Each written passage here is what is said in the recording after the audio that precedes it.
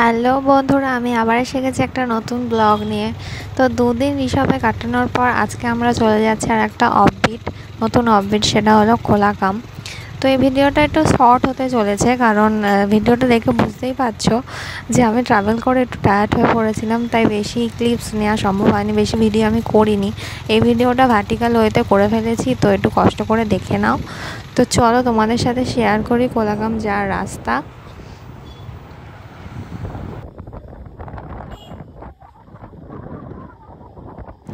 ঋষভ থেকে কোলাকাম যেতে হলে আমাদের লাভা হয়ে যেতে হয়। তো এই রাস্তাতে ঢোকার আগে আমাদের একটা পারমিট পয়েন্ট পড়েছে, যেখানে 2 চাকা বা 4 চাকা যে কোনো গাড়ির জন্য 200 টাকা করে টিকিট করিয়ে তারপর এখানে ঢুকতে হয়। পুরো এরিয়াটা যেহেতু নেওয়ার ভ্যালি ন্যাশনাল পার্কের মধ্যে পড়ছে, তো যে কোনো ফরেস্ট এরিয়াতে ঢুকতে হলে এরকম পারমিট করাতে হয়। তো এই রাস্তাটা অসম্ভব সুন্দর ছিল, যেহেতু অনেকটা হাইটে ছিল, তাই দূর থেকে পাহাড়গুলো দেখতে খুব সুন্দর লাগছিল। আমি সেই ক্লিপগুলোই নিয়েছি।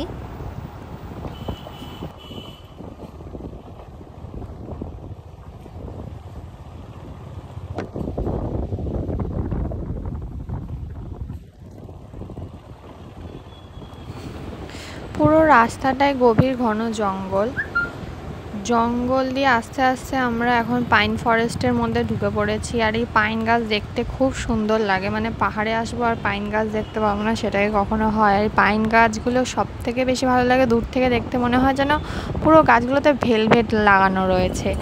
আর অ্যাটমসফিয়ারটা এমন থাকে না পাইন জঙ্গলের, মানে সেই কেমন একটা মনের মধ্যে ভয় ভয় করবে, আবার খুব ভালোও লাগবে, এরকম একটা ব্যাপার।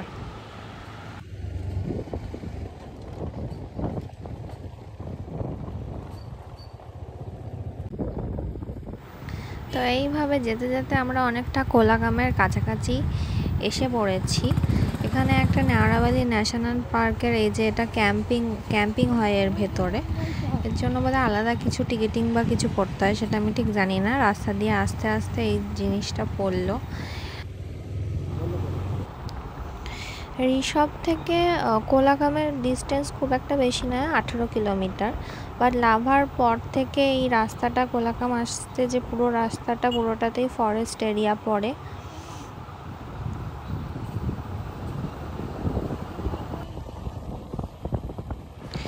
জঙ্গল টঙ্গল পেরিয়ে আমরা ফাইনালি চলে এসেছি কোলাকাম। এই হলো আমাদের হোমস্টে।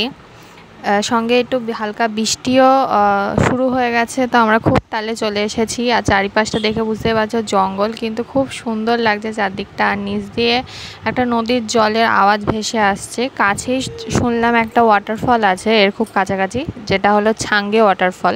সেখানে আমরা যাব লাঞ্চ করে। তো এখন এখানে লাগেজ খোলা হচ্ছে।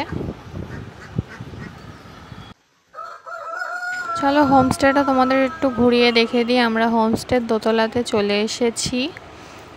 এখানে প্রচুর ফুলের গাছ লাগিয়ে রেখেছে টবে ব্যালকনিটাতে, যেটা খুব সুন্দর লাগছে। আমি একটু ভালো করে ঘুরে দেখে নিলাম। চলো আমাদের রুমটা তোমাদের একটু দেখিয়ে দিই। এই হলো রুম, আমরা এই রুমটা নিয়েছি। এখানে সবকটা রুমই মোটামুটি ফাঁকা ছিল, তো আমাদের 4টে রুম দরকার ছিল, আমরা এইটা নিয়েছি। এইখানের জানলা দিয়ে ভিউটা ভালো পাওয়া যাচ্ছিল। এই হলো আমাদের জানলা দিয়ে ভিউ। নিচেটা পুরো জঙ্গল আর ঝর্ণার জলের আওয়াজ ভেসে আসছে। এই হলো আমাদের রুম,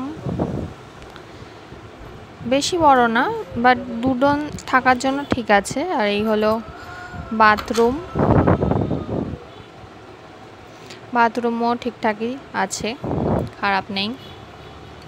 এখানে কয়েকটা মোরগও ঘুরে বেড়াচ্ছে, দুটো, এদেরই পোষা। আমরা এই হোমস্টেটাতে ছিলাম, এটার নাম হলো শ্যামলী ইকো রিট্রিট। আমি এটার নাম্বার ডেসক্রিপশানে দিয়ে দেওয়ার চেষ্টা করব। বাট একটা ইস্যু হলো এদের খাবার, মানে ফুড কোয়ালিটি আমাদের খুব একটা ভালো লাগেনি, বাট অন্য কিছু মোটামুটি ঠিকঠাকই ছিল। তো এবার আমরা ফ্রেশ হয়ে লাঞ্চ করে একটু রেস্ট নিয়ে এই সামনেই ছাঙ্গে ওয়াটারফল দেখতে চলে যাব। তো আমাদের সঙ্গে তোমরাও চলে যাবে। এখন তোমাদের দেখো ব্যালকনিটা কি সুন্দর, মানে সারা ব্যালকনিটা ফুল গাছ দিয়ে সাজানো, আর চারিপাশে জঙ্গল। রাস্তা, ওই যে রাস্তাটা দেখছো ওটা পুরো ওইদিকে পুরো সিকিম চলে যাচ্ছে। এই রাস্তাটা পুরো সিকিমের দিকে যাচ্ছে, মানে যেদিকে ছাঙ্গে ওয়াটারফল ওইদিকে সিকিম চলে যাচ্ছে, আর আমরা এদিকটা দিয়ে এসছি। তাড়াতাড়ি লাঞ্চ সেরে আমরা সবাই চলে এসেছি ছাঙ্গে ওয়াটারফল দেখতে। তো এখানে লাঠি রেন্টে পাওয়া যায় 10 টাকা করে পার লাঠি। তো আমরা সবাই একটা করে লাঠি নিয়ে নিয়েছি, কারণ সবাই বলল মানে নামতে অত প্রবলেম হবে না, কিন্তু ওটার সময় কষ্ট হবে, কারণ ওয়াটারফলটা অনেকটাই নিচে। তাই অগত্যা লাঠি রেন্টে নিয়েই নিলাম। তো যেতে আমাদের প্রায় 15-20 মিনিট লাগবে এখান থেকে হেঁটে। তো চলো যাওয়া যাক।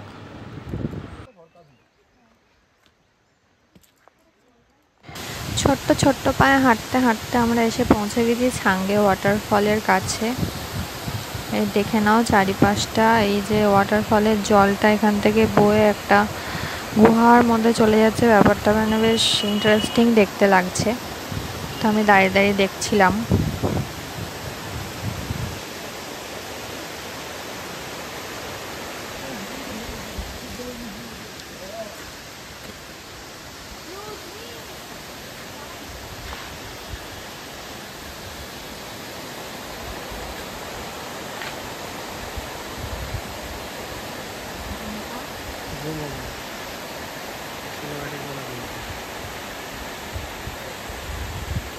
এই জায়গাটার মধ্যে একটা মায়াবী ব্যাপার আছে, মানে ঝর্ণার জলের আওয়াজ, আর তার সাথে চারদিকে এরকম পাহাড়ি ঘেরা একটা জঙ্গল, মানে পুরো একটা মায়াবী মায়াবী ব্যাপার।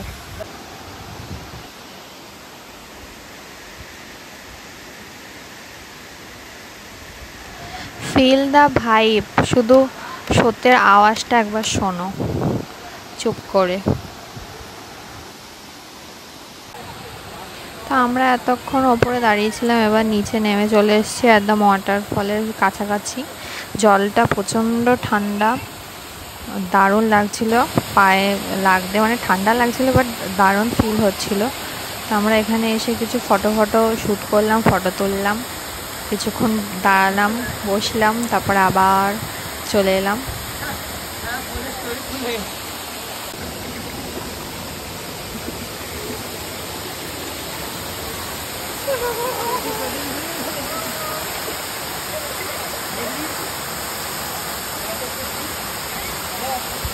তো ছাঙ্গে ওয়াটারফল থেকে ঘুরে আমরা চলে এসে ডিসাইড করেছিলাম আমরা নিজেরাই রান্না করব, যেহেতু এদের ফুড কোয়ালিটি লাঞ্চ আমাদের ভালো লাগেনি, তাই রাতের চিকেনটা আমরা নিজেরাই রান্না করে নিয়েছিলাম, বাকি খাবারটা ওরা করে দিয়েছিল। তো একটা বেশ মজা হয়েছিল নিজেরা রান্না করে খেতে। তার সাথে বাইরে বেশ বৃষ্টি পড়ছিল, সঙ্গে একটু ভূতের গল্প চলছিল। তো ব্যাপারটা বেশ জমে ক্ষীর হয়ে গেছিল। আজকে আমাদের কোলাকাম থেকে চলে যাওয়ার দিন। এখানে একটা ছোট্ট ঝর্ণা টাইপ ছিল, এটা হোমস্টের সামনেই ছিল কাছাকাছি। এখানটা একটু পায়ে হেঁটে ঘুরতে গেছিলাম। এখানটা বেশ ভালো, বর্ষা হলে আরও জল থাকতো, কিন্তু যেহেতু বর্ষাটা এখানে সবে শুরু হয়েছে তাই জন্য অতটা জল নেই, নইলে আরও অনেক স্রোত থাকে।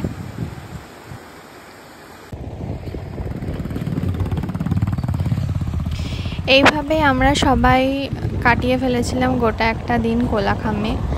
তো সবটাই তোমাদের সাথে শেয়ার করলাম। এবার আবার আমরা কোলাকাম থেকে রওনা দেবো আমাদের নিজেদের ঠিকানায়, নিজেদের বাড়ির উদ্দেশ্যে। তো এই ভিডিওতে শেয়ার করার মতো আর কিছু নেই। দেখা হচ্ছে তোমাদের সাথে নেক্সট ভিডিওতে। ততদিন সবাই ভালো থেকো, সুস্থ থেকো, সবাইকে ভালো রেখো। আর ভিডিওটা ভালো লাগলে অবশ্যই একটা লাইক করে দিও, আর কমেন্ট বক্সে অবশ্যই জানাতে ভুলো না তোমাদের কেমন লাগলো, তোমরা আর কি দেখতে চাও, আর কোন কোন জায়গা দেখতে চাও। আমরা অবশ্যই চেষ্টা করব সেই সব জায়গায় যাওয়ার এবং তোমাদের সামনে তুলে ধরার। তো আজকে মতো টাটা।